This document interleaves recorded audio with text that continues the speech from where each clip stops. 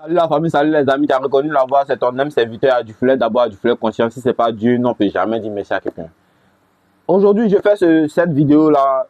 Je sais que beaucoup sont conscients des efforts que fournissent leurs parents pour les mettre à l'école.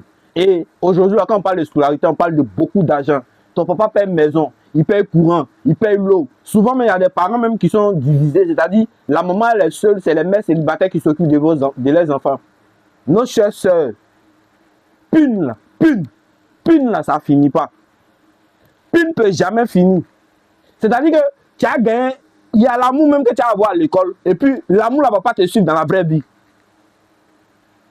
Donc, il ne faudrait pas gâcher des économies de tes parents pour un plaisir de quelques minutes. On est joli, on est beau, on est bien frère, c'est bien vrai. Moi, je ne peux pas interdire quelqu'un d'avoir des rapports. Ça, il ne peut pas. Parce que la vie qui est là, chacun connaît le goût de goût. Il n'y a plus beaucoup de vierges. Donc, une fois que tu n'es plus vierge, au moins, tu es conscient que tu peux avoir des enfants. Mais déjà, avant d'aller en profondeur de mon message, j'aimerais vous tirer votre attention sur quelque chose.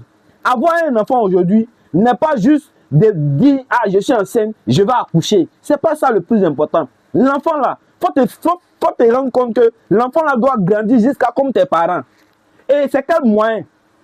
C'est beaucoup d'argent, ça demande. Les parents déjà font beaucoup d'efforts pour toi, pour te mettre à l'école, payer tes fournitures, subvenir à tes besoins, revenir encore pour satisfaire souvent tes envies.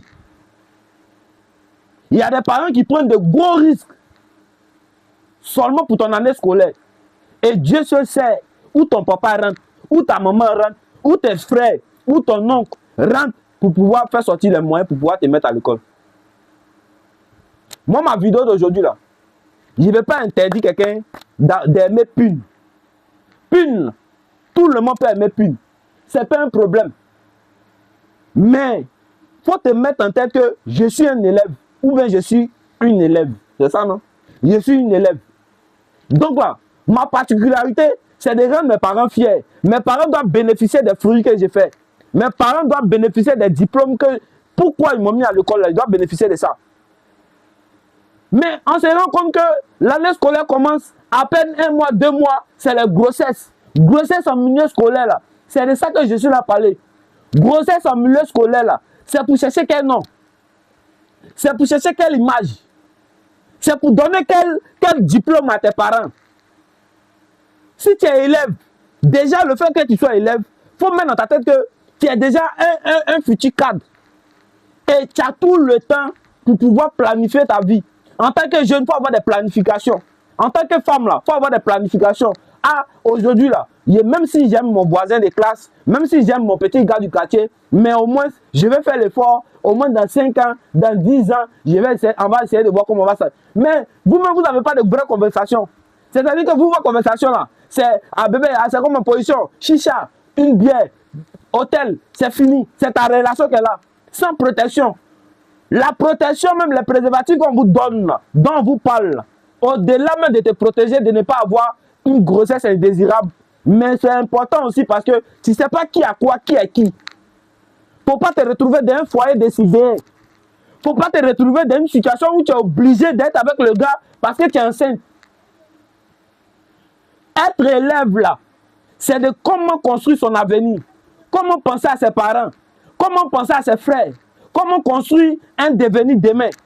Mais on ne peut pas être élève et puis avoir une grossesse. Les grossesses en milieu scolaire, là, cette année 2025-2026, à cause de Dieu, nos soeurs, à cause de Dieu, nos soeurs, nos frères, faites l'effort de ne pas vous mettre dedans. Faites l'effort de ne pas vous mettre dedans. Cette année 2025-2026, ça n'a pas beau ici, là.